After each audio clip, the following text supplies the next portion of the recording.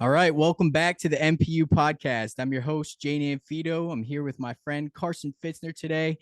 It's a pleasure to have him on the podcast and finally bring on one of my hometown friends to the pod. Carson, good to see you, man. Thanks for coming on.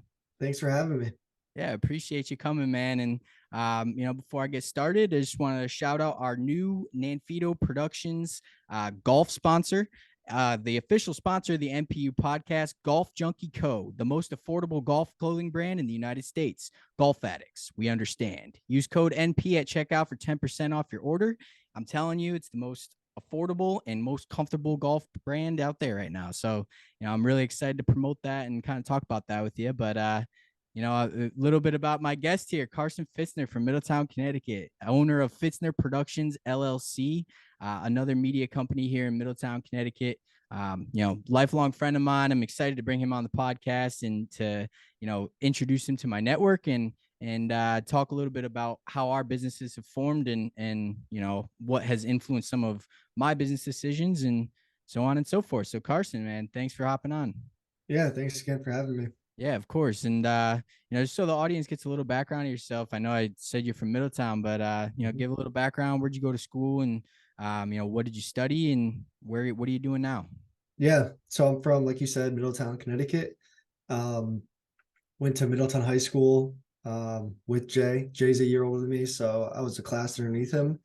Um, at Middletown, that's when we'll get more into it, but that's where I started like my video career. So started doing like video classes at MHS. After that, I went to the University of Connecticut, studied digital media and design there for 4 years. And now I run my company full time as like a video production company. Yeah, it's awesome, man. I mean, I really got to see the birth of Name Feeder you've got to see the birth of Name Feeder Productions. I got to see the birth of Fitzner Productions Yeah. LLC. I get those twisted up sometimes. uh, but yeah, man, you have been in the media industry for a long time, and a part of my collaboration this year is I'm looking to collaborate and work with more creators like yourself. Mhm. You kind of started it all. We started it together. I mean, Yeah. back to Miss Pizlikowski's class and, shout out to her and Blue Tube Studios in Middletown High. Yep. That's really where I think we developed some of our media. It's where we started everything media wise. Mhm. And it's so cool to see what your business has flourished into today. So, what is some of your specialties in media and what do you provide for your customers? Yeah. So right now we're primarily a wedding videography company. So we'll do about 40 weddings per year. And that's usually during the months of like anywhere from May to like end of October, November. Those are like prime months. We also like branch out and do commercial and corporate work. So we have some clients that get like social media content from us and they'll do their marketing with our video content. We'll do real estate videos, drone work, anything and anywhere in between that. But a lot of people will see our content, like our website set up for primarily wedding videography. That's kind of our bread and butter right now. Yeah, it's awesome, man. You weren't always in the wedding scene. Mhm. It's kind of developed in your niche is now wedding videography. Yeah. How has that developed and changed Fitzner Productions landscape over the past couple of years? And as far as team, a team that you have, Mhm. how many guys are you going out for these weddings? 40 a year. That's a lot. Yeah, it definitely gets busy. I guess to answer like your first question, I feel like so I started my company when I was 16. I'm 23 now. And like, when I say I like started my company, it was like doing highlight tapes for like kids in my class or for my like sister or like my other friends. Um, and then like from there, it just kind of built based on like the demand that was out in the market. So someone would come and ask me. I remember I did a commercial for New England Vision and Blindness Company out of Worcester, Mass. Um, and I took it. I was like, yeah, sure, I can do this. And then I started doing a little bit more commercial work. And then right before college, I was like, some videographer dropped out of their wedding for like a family friend of mine. So then they were like, hey, like last minute, can you do it? And I was like, sure. So it wasn't really like I had a path of where I wanted to go. It was more like there was a demand. I was like, sure, let me take a shot at it. And then based on how that went, I just kind of went along with it. Um, so, I mean, we just did that one video for a wedding one time that got us like 5 clients from that. Those 5 clients turned into 10, 20, and so forth from there. Just keeping the ball rolling with Yeah, exactly. word of mouth is huge. I mean, that's a lot of the things that I'm seeing now with my own business is once you produce one, video, 10, Mhm. 20 people see that want your services, and now you got, potential leads and everything. Exactly. And 16 when you started, pretty crazy that, now you're 23 years old and, Mhm. still full, you're full time with it. Yep. How has that been transitioning out of college? Like, you know, getting away from the typical 9 to 5, like, I know previously my audience doesn't know, but, you were working in corporate and, Mhm. what was that like kind of, deciphering and saying, hey, I got to go full time? Yeah. So I like I said, so I started when I was 16. I worked all the way through college, just like running the company. But it was never to the point where I couldn't like balance everything. And then I feel like out of college, I was kind of in the mindset where I was like, I needed something stable. It's just like kind of what you do, like you get a job out of college and you go from there. So I think in my mind, I was like, you know, I I just like people told me I needed to get like a job. Yeah. And so I was like, I also in my mind, I wanted to get that idea of what like corporate America was like and see Yeah. if I liked it. Because I'm young, like might as well just like give it a shot and like see what happens. And I loved like my job. I was a video producer in a company in Hartford. I worked there for about like a year. Um, and if it wasn't for like the growth of my company where we started doing so many weddings and it was like getting to like a full-time job, I think I would have like tried to stay and balance it a little bit more. Yeah. But like the company kind of grew to a point where if I didn't step away from my 9 to 5 job, I would have been like hurting my Yeah. company and the Yeah. clients that I work for and kind Mhm. of doing them like a disservice. So um but yeah, I think like either route, like a 9 to 5, or if you're doing like your own company, like there's a way to balance both of them, or there's like pros and cons to both. So Yeah, 100%. I mean, I'm in the same boat right now in corporate and, doing this on the side. And, yeah, I find those challenges that you got to put in hours that typically, you could be chilling but to make the business successful, you got to put those hours in. And, crazy to see the growth of where you started and where you are now. And, developing to your niche was something that I saw as far as just the quality of your work has increased every single year. Like, you're putting out great work, man. And, it's awesome for me to have someone on like you because, you were sort of that mentor as I was forming my own business and, giving me advice and stuff and how to get into the industry. And, mhm. so, I appreciate you for helping me through those times. And, Nice um, boss.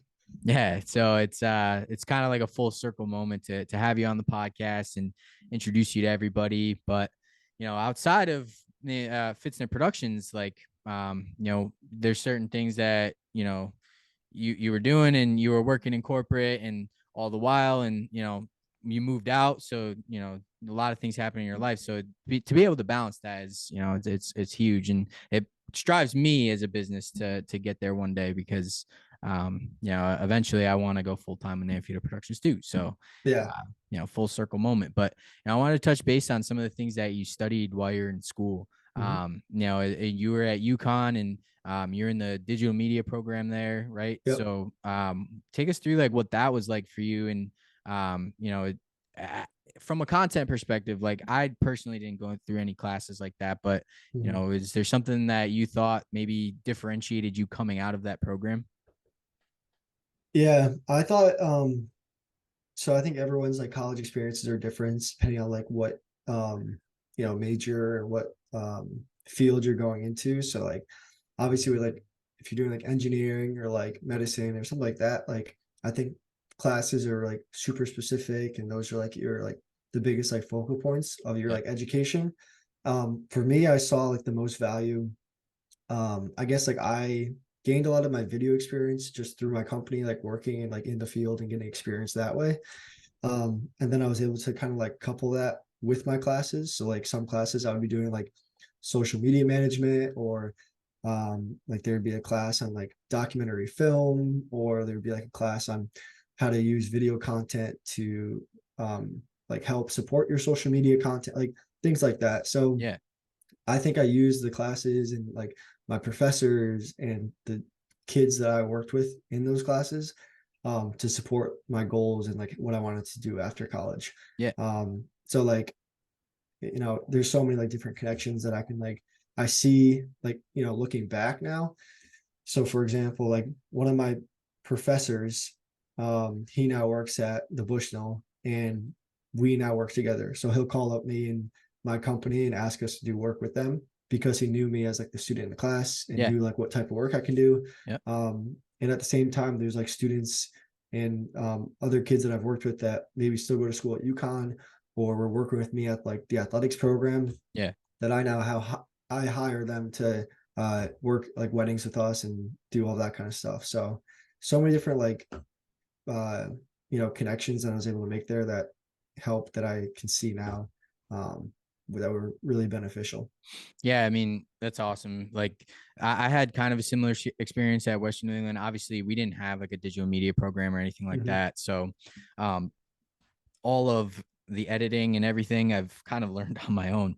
Yeah. And YouTube University is awesome because there's can't I learned so much stuff on there. It's pretty cool. So, but another thing that I touch base on with a lot of my athletes that I work with is making networking connections and learning how to brand yourself to be able to get yourself out there and make those connections.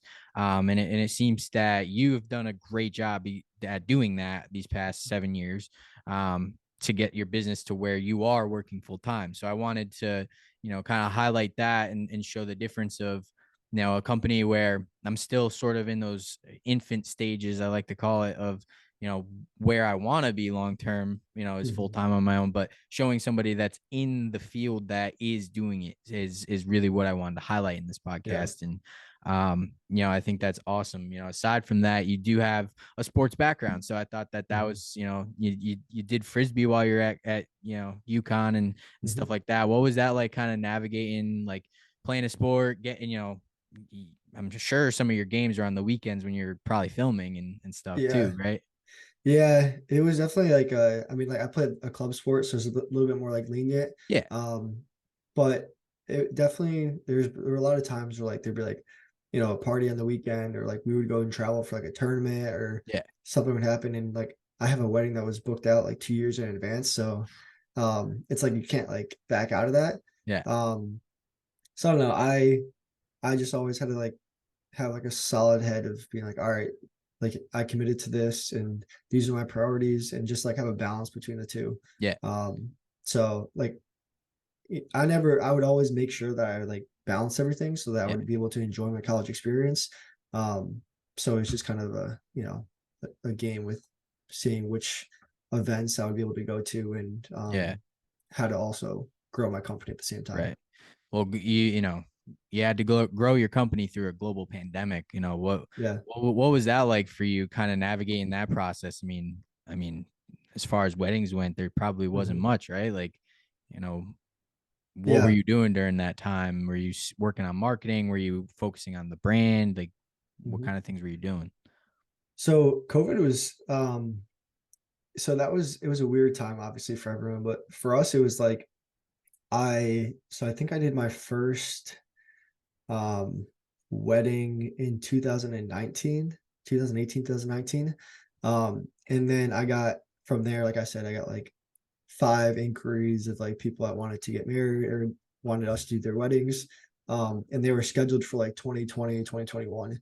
Right. Um, so then once COVID hit, those obviously got like pushed back.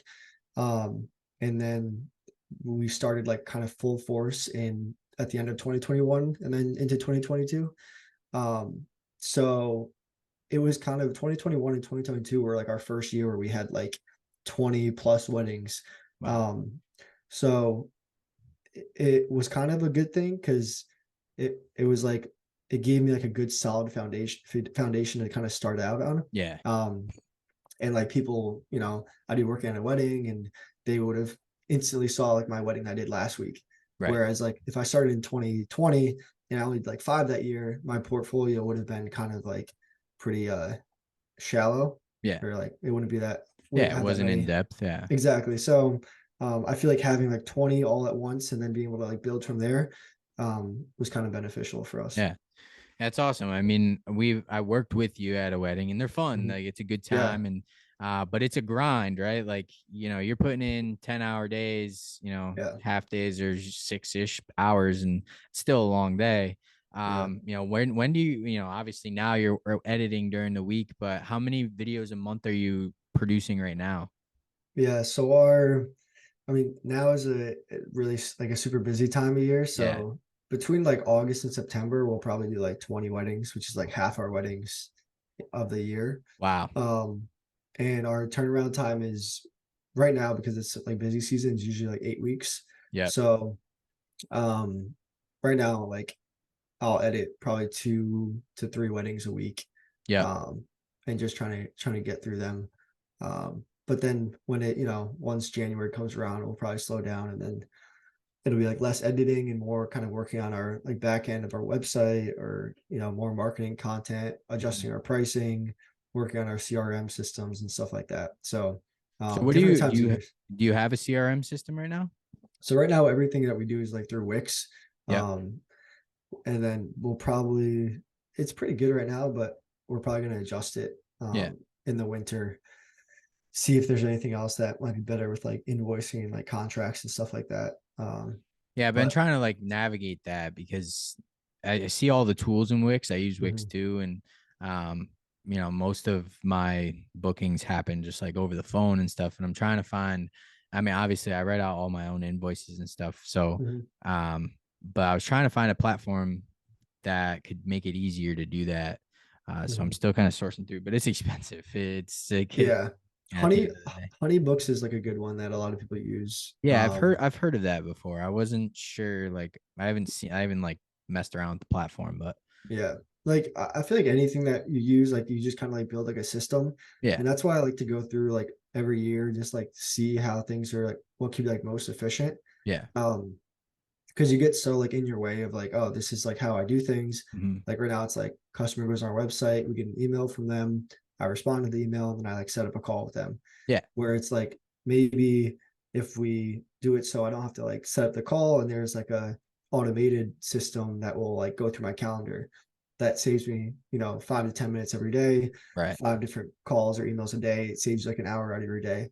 So like for me, it's always like important to go back and see how can like make it more automated and make it more efficient, where I can actually focus on the things that are really important, where it's yeah, like editing, talking with clients and stuff right. like that. Yeah, no, that makes sense for sure. I mean, that's really what builds the business is relationship building with your clients, and Mhm, how you treat people is super, super important. And I'm trying to preach that through a lot of the programs that I'm building now. It's business is getting there though, so it's mhm. making those relationships and making those, meetings happen that really what push the Yeah, business in this space, at least as far as media goes. There's a ton of content creators, but doesn't yeah. matter about that. They differentiate you but based off the relationships. So And that's why I yeah, love weddings so much too, is because like you can get like, I just had a wedding this past weekend. It's like the couple booked me out from like 2 years ago.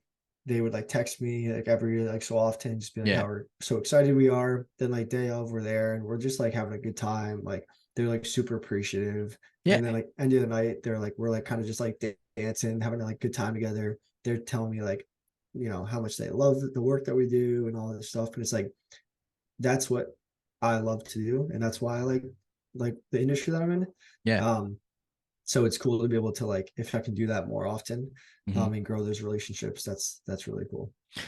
Yeah, and you put a point of emphasis on business of Mhm, how to grow a business and how you've grown a business. And mhm, over the past couple of years, you've told me a lot about how investing money in the business back mhm. into the business itself.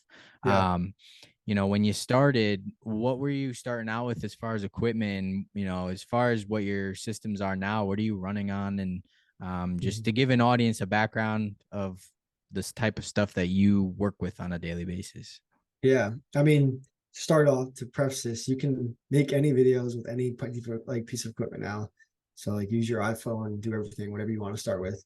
Um, for me, I was lucky that we had like Bluetooth MHS to use some of their resources. So I think we were shooting on like Canon Ti, T3Is or yeah, something. T3Is.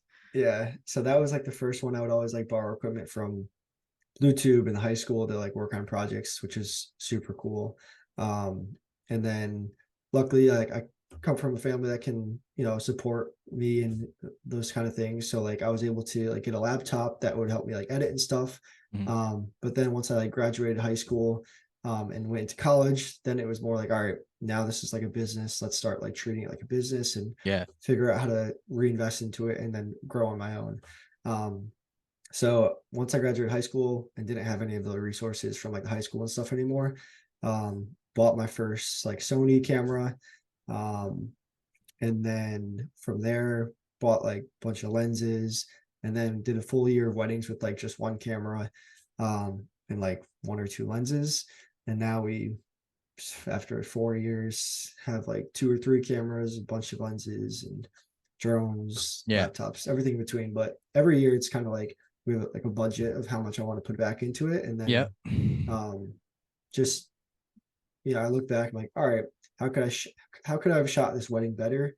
And if I had this equipment, would that like how much would that help me? And is it worth the money that we're gonna put into it? So um like next year I kind of want to get like 270 to 200 lenses. This is more like, I mean, we're talking more camera specific stuff, Yeah. but like, like longer lenses to be able to do like a 3 camera setup on ceremonies. Yeah. And the That makes reasoning sense. is because like I want to get the reactions more closely of like the bride and the groom, which would Yeah. like in turn get like a more emotional video that I can give to like all my clients. So it's like, why am I doing it? Is it worth it? And then like kind of backtracking from there. Yeah, a lot of people don't realize behind the content what you have to do to make it look the way it does. Mhm. I'm finding that on my own struggle with, being at games that, I'm not in an angle that I would like to be in. And sometimes, I don't get the shot that I'm looking for. And it really does make a big difference when you upgrade and just have the equipment. I've been talking with Trevor Geddick about he's looking to get in the space, and I've helped him kind of price out some cameras and whatnot. And he's looking at Lumix, he's looking at Sony, and just I told him, if you're really trying to get into this space, if you're trying to make it not more than just a hobby, Mhm. you're going to want to obviously get that equipment that is, higher end. And, when you have equipment like that too, you can, fluctuate your price structure a little bit differently. I think when you're dealing with footage like that, was that something that you saw as far as, once business was really taken off that, hey, you do have the equipment now that's providing you the next level media. Did you experience that where you were able to adjust according to what you had? Yeah, I think like in certain cases, yes, and in certain cases, no. So like there's some shots that obviously like like for example, a good example of it is like the drone. So Yeah. like say our package for like a wedding is like $1,000, for example. Um, if that's what we're charging for a typical wedding, once I bought like the drone, that's like a shot we wouldn't be able to get anymore or without the drone and stuff. So then we'd able to like add on an additional package, like add on, which would be like 250 for like drone footage. So things like that where it's like you're adding something that you couldn't have before, like yes, or like say it's like 4K footage or like something like that. Um, so you can kind of the technical side of things, you can add, you can increase your prices on that stuff. But in general, like there's some wedding videographers that shoot on iPhones and charge more than I do for all of our Really? stuff because they're so good at like getting the emotion from it. And the wedding industry is like very specific. Like some people want like film footage, some people want like iPhone stuff, more casual. Yeah. So it's really about like using what you have to find the niche and giving your clients what they want. Because at the end of the day, what a client pays you is what they're going to pay you and what they think you're worth. Um, so they're not going to know like, oh, he's shooting on like a Sony, Right. unless they're like obviously like video photographers. At the end of the day, they're going to look at your portfolio and be like, that's something that I would pay 10 grand for, even though Yeah. shooting on an iPhone, I mean, it's what they think it's worth it. So Yeah. So that's your value proposition to it. yeah. Yeah. Now it makes sense. I mean, that was one of the things that I was struggling with in the beginning was finding price points that were reasonable, would pertain to my market, and Mhm. would beat my competition. So, I looked at part of the media industry. I sourced out companies that were for like UConn, for Wesleyan, and a couple others, and mostly sports teams would pay. College sports teams would pay for my services in an average season around 10 grand. So I said, okay, 10 grand, I'm going to offer it for half that per game. And then that's where I kind of came in. I'm still kind of fighting myself with that, like that value proposition of, what I'm providing and how much time goes in. Cause, at the end of the day, your time is money too. Yeah. Um, is that something that you've ever found as a struggle, is that you don't have enough time for some of your booking? Like, obviously you get your Mhm. bookings done. Do you ever find that time crunch though, where you're like, wow, I'm not sure how I'm gonna pull this off? Yeah, like every week for the past 2 weeks, 3 weeks. Yeah. But yeah, I think that's definitely something I've like thought about. And like again, that's kind of like in the winter where I like adjust pricing and packages based on like the demand that we have and how Yep. much time that I have. Um, so what we'll probably do like next year and into 2025, we've adjusted our prices and increased them a little bit more. That way we can do a little bit less weddings every year and focus and give each of our clients more of a personal experience. Yeah. Um, and then give them, higher quality work, a more intimate experience where we're doing more calls and going over what best fits their needs for their wedding day. Yeah. Which is something that might not be as possible when we're doing 40 a year and doing like 3 to 4 weddings every weekend. Um, but I think that just comes from like after doing weddings for like 4 or 5 years, we started, at the lowest pricing and just got a feel for like the market and where we might be able to place ourselves.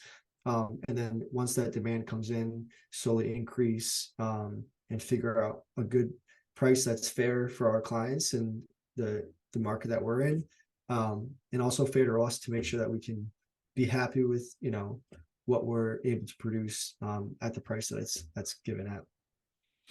Yeah, it's awesome, dude. It's that right there was perfectly said. I mean, I'm kind of in the same boat as just how Mhm. I price my own stuff. Yeah. But yeah, the future of Fitzner Productions LLC. I know you're in the wedding industry now. Mhm. What are you looking to develop that niche more, or are you looking to, potentially get into new markets in the future? Do you have your eyes set on anything in the future that interests you? Yeah, definitely. So, I mean, right now, very thankful for like the wedding industry, and that's definitely where I want to like continue like to stay. Yeah. And I think you mentioned before, like a lot of word of mouth, and that really grows like pretty naturally. So we don't really do much marketing. And Right. our marketing budget is pretty low for every year. Um, and so a lot of that just is like supernatural or organic growth. So as long as they keep coming in and we keep doing good work, I think that's going to like continue. As far as like other markets, I definitely want to start getting into, focusing more on like the social media marketing and like the corporate and commercial side of things. So helping other like small businesses grow with our like with video content, opening up maybe some more like retainer agreements and building off of what we already have in order to like support those companies. And then there's always the room for like drone work and stuff like that. Yeah. Um, so yeah, I feel like I have like a good base in especially weddings and then like those other markets, but be able to like grow and then be able to hire more people to like manage those different sides of the company, I Mhm. think would be super cool for like the next like 5 years. Yeah, for sure. I mean, that's a space I'm trying to break into as well, is that social Mhm. media marketing, bringing Golf Junkie on board with me. And, I think it was a good strategy for the both of us because, the brand itself, they have about 20,000 followers on each platform. So, Mhm. I'm working to get Nan Feeder Productions media out to more people, but also get my foot in the door with product marketing, getting my foot in the door with brand development stuff. And I got some cool plans. Just brought on 4 interns to I the saw that. It's business. awesome. Yeah, dude. It's I'm really excited to let them kind of flourish in their own you know, markets, niches, majors, whatever you want to call it. Hmm. It's a digital marketing internship, Yep. but each one of them has different kind of skill sets. One Regan, I brought her on. She's an apparel and merchandising, so she's gonna have some insight on my merchandise line and the NIL line that I offer to athletes. We got Kalen, who he is currently in the military, and he's lives down in Texas, and he's going to be helping me out with the podcast. So a Hmm. lot of brand deals and negotiating and figuring out ways to build the podcast brand. This is for future, if any brands see this and you want to reach out and send me your stuff, more than open to bring you on the MPU podcast. And then we got 2 other interns, Maddie and Wendy. Wendy is a softball girl up at University of Albany, and she's going to be really developing some of the MPU athlete programs that I have. And then Maddie's going to be working on our social media and brand development, and she's sponsored by Prime, so that's pretty cool. And Wow. just gonna work with her and learn how to leverage brand deals and just keep that sort of momentum going. Hmm. Um, and it's just a crazy space, man. Like, having them all have insight now on the initiatives that we're running, the media that I'm producing. I Hmm. got them trend watching. I've got them, researching some stuff, and it's all good stuff, man. I'm excited because it's a real hot market right now. Media is everywhere, and Hmm. that's one aspect of business that I wanted to get into in the next year. So it'll be kind of cool to see how we grow that in the same space, because I know, Yeah. if you're looking to pertain to some of those markets, getting brands to work with, it's an ever evolving space, right? Like, Hmm. there's new content, there's new sounds, there's new stuff to put out all the time. So um, if you need media, if your company needs media, Fitzner Hmm. Productions LLC and Nanfito Productions LLC may provide you with that media for social media. But aside from that, like, I do some, I work a little bit with SEO. I'm not sure if you're familiar with that. Hmm. But just finding ways to just differentiate yourself from the average media company. If you're looking to break into that space, is just, that's my advice, and just from Hmm. where I've started to, push business. Definitely. Yeah. But yeah, so we went over Fitzner Productions LLC. And I know we talked a little bit about the business and their future. I created a 10-year roadmap for myself. And you kind of alluded to where you could see yourself in 5 years, 10 years. Is there an overall goal to where you would like to grow? Like, I know we talked base about touching different markets. Do you have plans to bring on more employees? Are you looking to grow in that aspect in the future? Yeah, I think so. Like depending on what markets we go to. I think with weddings, I'm always hesitant to like outsource a lot like editing or like Oh, a lot of the stuff because I feel like it's super personal and like I was mentioning before, if I'm doing like less weddings a year and making it like a more personal experience for clients, it's very hard for me to like try to convey someone's love story and what they want included in it and stuff like that. But as far as like the corporate side, I think that's something where if I could train people to really like go out and work with different clients, yeah. um, Under Fitzner that's Productions yeah, LLC. Yeah. then that's something where we can grow. But again, like honestly, when I was 16, I didn't think I would be doing weddings. I was like, I'm scared of doing weddings. Like, I don't want to mess things up. Like, Yeah. I can never be trusted with doing something like that. And then you get like this opportunity to do it, and now it's like my favorite thing to do. And like, it's kind of just like a machine. Now we just kind of run through it, and we know exactly where to be, and Yeah. like it's something that I really enjoy. So I don't know. I have like aspirations of where I think it could go, but I'm open to kind of whatever demands are out there and where it might take me from there. Yeah, it's awesome, man. I mean, sees every opportunity, right? Like, Mhm. great example. Look at you see Zach Lombardo out there. Yeah. Yeah, He he's was second shooting for me. yeah, And I then know. all of a sudden he texts me, he's like, "Yeah, I got," and I'm like, he's like Yeah, he's like, "I'm sorry, like I can't do this wedding like for like in the next 2 weeks." I was like, "Dude, like that's a really, really cool opportunity. Like, don't once in worry a about like," lifetime. Yeah, yeah. So I was like, and "Don't worry about me, like go and do that." And he's yeah, just like I've he's killing it. I've So been following like the whole journey, mhm. because Brad Kraut, he used to be on YouTube videos with Nick Nayarcina, or so Brad Kraut used to be in Nick Nayarcina's YouTube videos, Mhm. and that's where I kind of saw the start of it happen. Nick Nayarcina was a part of Nelk for a little while. He was like a filmer for them. He Okay. dropped out of that group a while ago, and then started his own thing. And then Brad was on like for the past like 4 or 5 months was on his YouTube just as like a Mhm. second guy. Yeah. And then Brad went to school, and they kind of that's when I think the whole thing's so he went viral for like kick the sheets. It's that's his like slogan. Yep. Basically just getting up and getting after the day.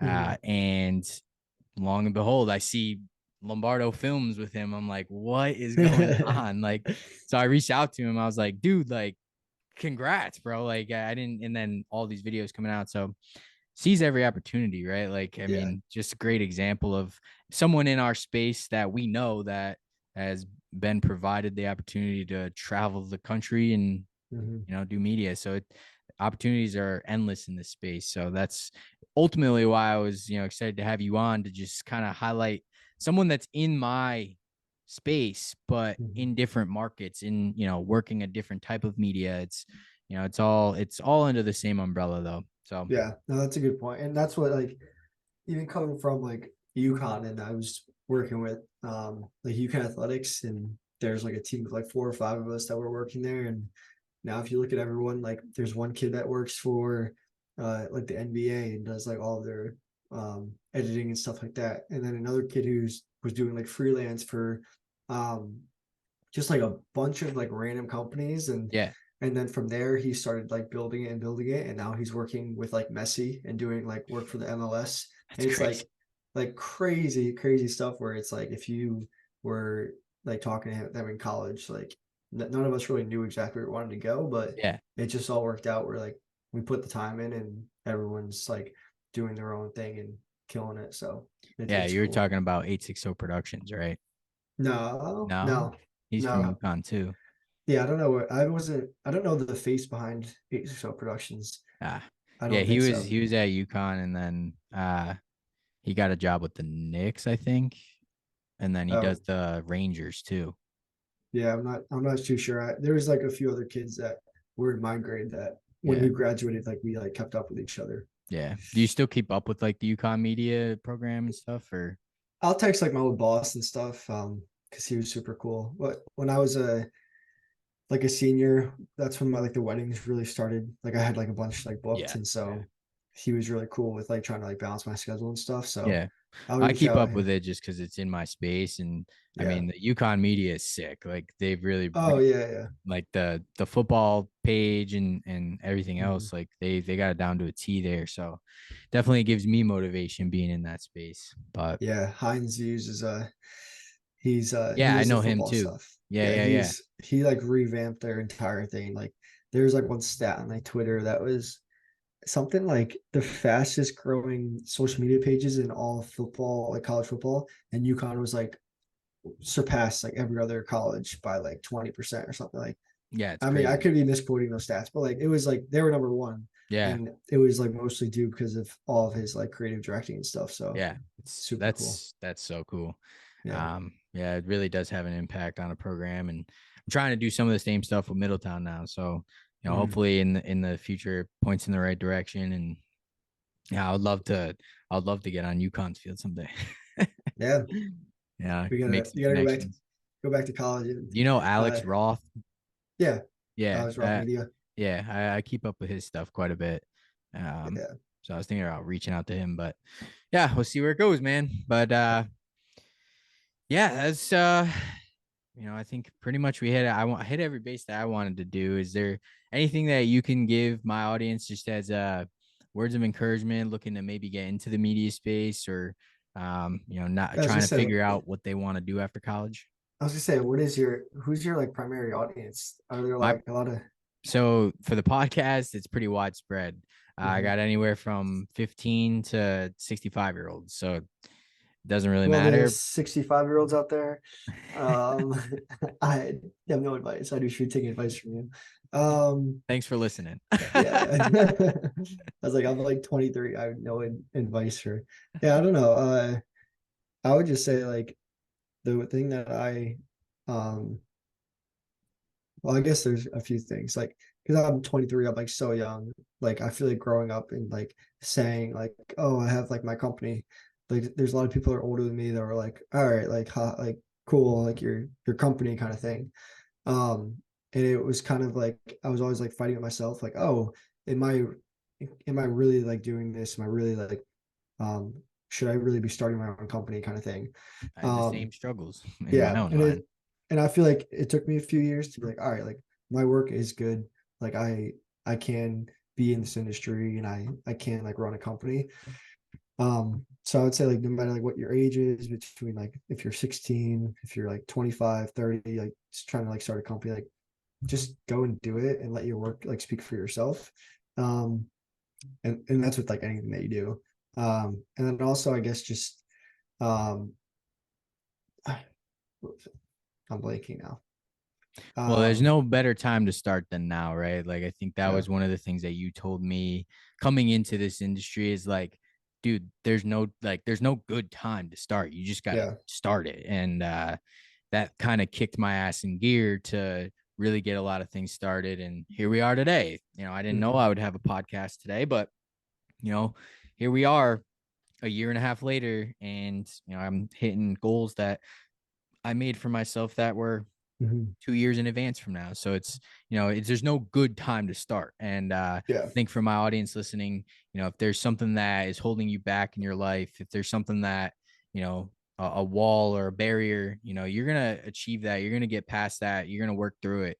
I Mhm. find that with business, I find that with personal life, love life, like there's always going to be struggle, but it's Mhm. how you overcome those things and fight through those hard times to find the good ones. So it's, Yeah. And um, then I was also gonna I like blanked for a second, but I was gonna say too, like um to always like try to find the middle ground between like your passion and like the business side of things.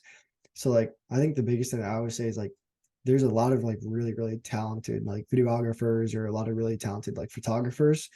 Um, but if you only have like the talent side of it and you don't like see like where's there a spot in the market for me or um, how can I add value to someone else's day or how can I provide value and make it into a business, then it's really hard to succeed. So like always finding that middle ground between like the business side of things and then also like how you add your passion into that yeah, um, is something that was pretty valuable for me growing up.